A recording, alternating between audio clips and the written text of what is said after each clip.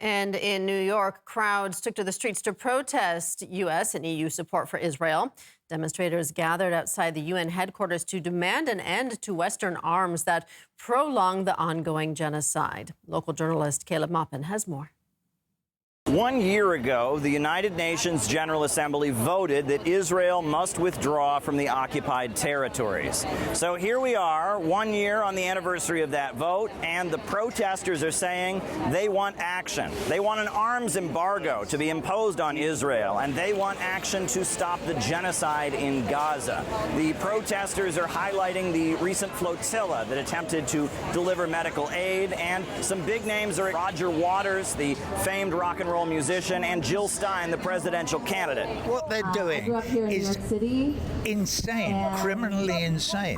Genocide is just ultimately the worst crime that any of us have ever dreamt of, and they're doing it in front of our eyes. And it's not just the Israelis, it's Keir Starmer, it's the UK government, the Americans, the French, the Germans. The Germans have recently banned my movie in Germany. Can't be shown. We must free Palestine, the country, from the river to the sea. And we have to do it now. It'll be too late. The protesters are proceeding down 42nd Street to take their message to the United Nations.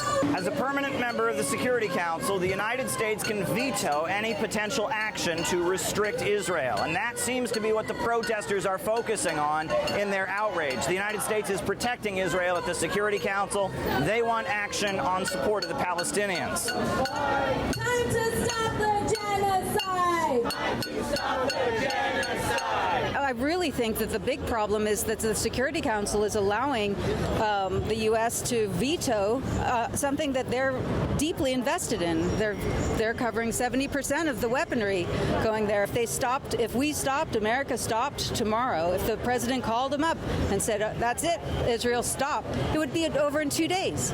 What Israel's doing is they're declaring war on innocent men, women, and children, a lot of women and children, and the UN needs to step in and say, enough is enough, call it what it is, it's a genocide, and it's time to stop it. It is a selfish, flawed, evil occupation that has no justification in the Jewish religion, and do what is required of you immediately. Stop the carnage in Gaza, stop the genocide, stop the occupation that is an illegal occupation. The protesters gathered in the historic plaza in front of the United Nations to hear from international voices, people calling in from Gaza, celebrities, journalists, and others about how there is global support for the cause of opposing Israel and its crimes and demanding that the United Nations take action. Caleb Maupin, New York.